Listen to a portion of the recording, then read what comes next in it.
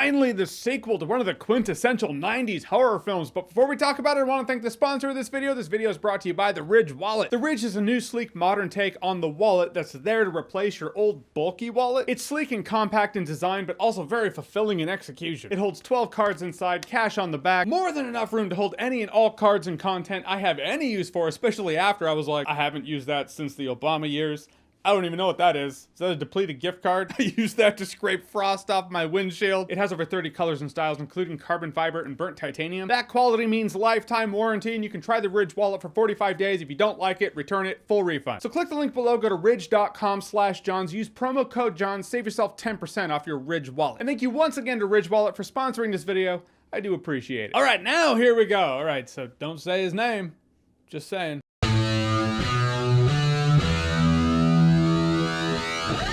So Candyman is a sequel to the 1992 movie Candyman. Well, damn, that's twice. I only say that because there's a mirror in my camera. Yeah, all you YouTubers out there reviewing this movie, odds are there's a mirror in your camera too. So I guess we're all equally fucked. But yeah, it looks like Candyman's doing what a lot of movies, horror in particular, is doing now, which is like, yeah, there was that one movie that was perfect and it crushed it, and then a bunch of sequels that, well, they didn't live up. So now, all these decades later, this is the true sequel to the original. So this is all you need. Usually having the same title as the original, just to confuse people. So Candyman stars Yahya Abdul-Mateen II. He plays a struggling artist who gets wrapped up into the Candyman lore and starts going down that rabbit hole, and Candyman starts coming back, and killings happen, and Candyman. The cast, I thought, did a great job. Any of the shortcomings in the script, and there are quite a few, the cast does their best to make it work. It's not on them. But Yahya Abdul-Mateen II was great as the lead. Tiona Paris, who played Monica Rambeau in WandaVision, she's in this movie. I thought she was really good. And a character that really stands out as the comic relief character, but not overly comic relief. Uses sarcasm to make light of a situation, but also knows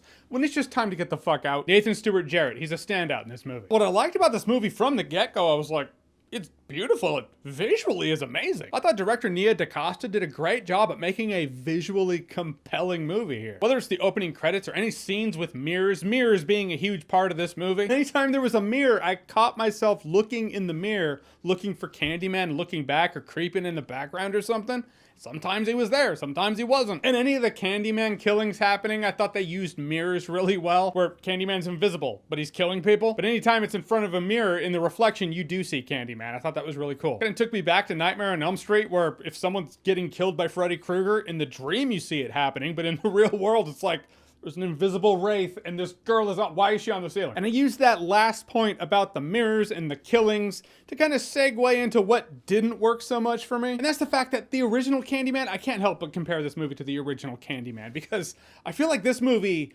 tried to do what the original Candyman did, but the original Candyman movie just did it better. I like the fact that in this movie, visually and in terms of tone, it looks like they attempted to bring the same tone from the original Candyman movie here on screen again in 2021. That's the fact that it's not a cliched slasher flick blood fest. It's actually a compelling investigative character movie. Only thing is the original Candyman puts the word compelling into that description. This movie is kind of a slow crawl, slow grind that's just not as interesting to me. Because it's all about nuance. It's about execution, you know? Virginia Madsen's character in the original Candyman, the 1992 Candyman. She's going down this rabbit hole. She says the name 5 times in the mirror, and then she starts passing out. And when she wakes up, people are dead. Is Candyman killing people? Is she just blacking out and killing people herself? You don't know. It's a cool thing to think about. It's interesting to peel back those layers while you're watching the movie. Peel back more layers after you're done watching the movie. You're laying in bed like, well, I can't sleep, so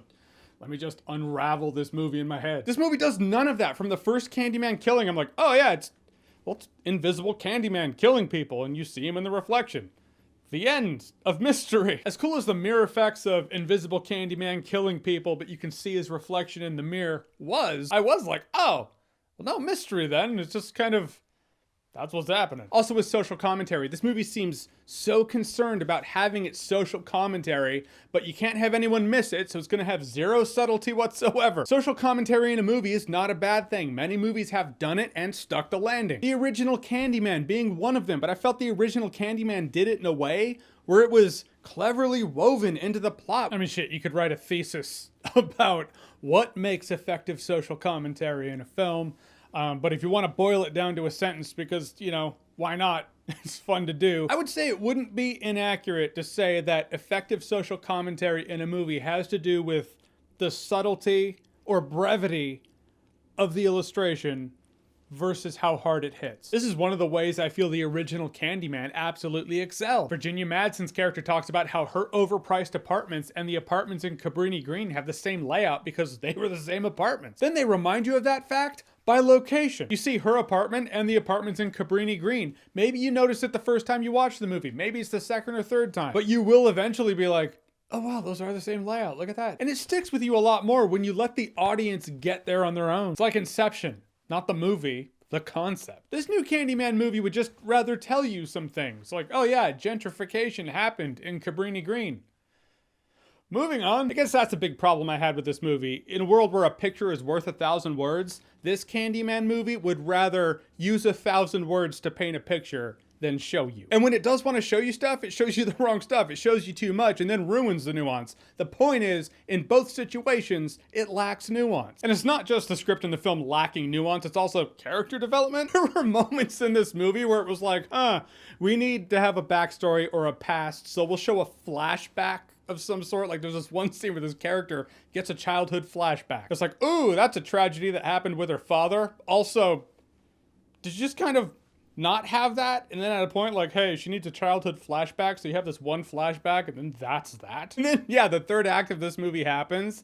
And it's like they were like, hey, here's a slow crawl movie about investigating Candyman and Candyman killing people who say his name in the mirror. And okay, hey, it's the last act, so let's get crazy. And they just throw some shit at the wall to see if it sticks. And I was like, all right, I guess, well, it's more horror movie-ish. Kind of conflicts in tone with the rest of the movie and kind of feels like the kind of Candyman sequel that has come out before, where it just kind of feels like, oh, it's that horror movie sequel that doesn't live up to the original. But in the end, this movie was lacking a huge part of the soul that was Candyman, and that is, well, Candyman. For me, what made Candyman, the character, cool wasn't that he killed people. It's when he showed up, that booming voice, you know, Helen. I can't even do it. I'm pretty good with voices. Can't do that one. Tony Todd's voice as Candyman is just one of a kind. But there was a captivating charisma to the character. When he showed up, he was all you saw. And this movie doesn't have any of that. Candyman shows up to kill people, and he's invisible, but you see him in the mirror, which again, cool effect. But they do a thing that's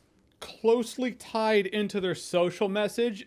They went all in. And if it speaks to you, you're gonna be like, I dug the movie. And if it doesn't, you're gonna be like, this does not feel like Candyman. And for me, it fell flat. Maybe this movie'd be a better time if I were drunk. Yeah, and it's not even a party, I'm just sad. All right, so Candyman, either the new one or the original. Either case, have you seen them? What did you think about them? Whatever you thought, comment below, let me know. And as always, if you like what you've seen here and you want to see more, click right here to see more.